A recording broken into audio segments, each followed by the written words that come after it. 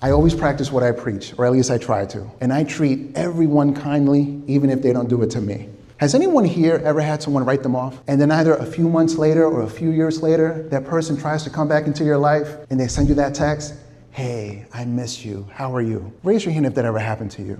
Or have you done that? About 2 years ago, people who had previously written me off began to double back into my life. And I'm the kind of person who likes to understand everything. I want to understand why people say what they say and do what they do.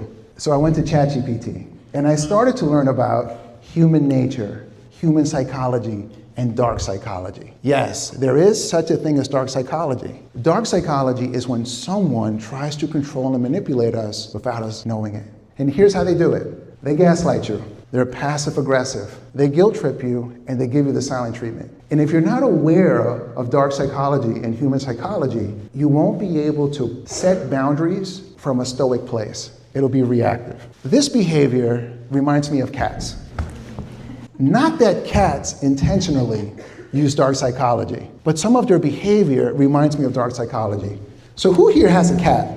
Cats are not like dogs. This is Graham and Theo, my family pets. And I want to focus on Graham. Graham is a toxic little guy. If Graham were a person, he would be the type to read your text, leave it read, and wouldn't respond. He then walks up to you and rubs on your leg. And when you go down to pet him, he backs up and runs the other way. Has that ever happened to anyone here? It's toxic behavior because you think you're forming a bond, but you're not. So one day I told myself, George, practice what you preach.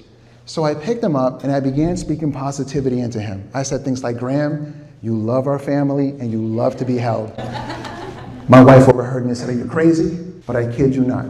I kid you not.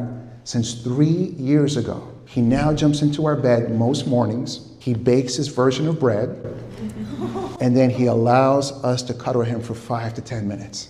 Now, he does go back to his toxic behavior, but we've reached his heart, his soul. So try it with everyone in your life, including your pets and your plants. Can we do this? Excellent.